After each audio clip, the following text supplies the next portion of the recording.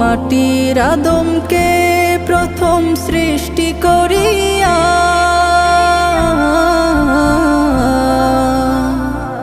তুমি মাটির আদমকে প্রথম সৃষ্টি করিয়া ঘোষণা করিয়া দিলে শ্রেষ্ঠ বলিয়া, তাই নূরের ফেরেশতা করে আদমকে সিজদা, তাই নূরের ফেরেশতা করে আদমকে সিজদা।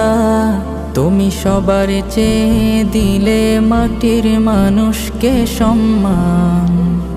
আল্লাহু আল্লাহু তুমি জাল্লে জালালু, শেষ করা তো যায় না গে তোমার গুণগান। আল্লাহু আল্লাহু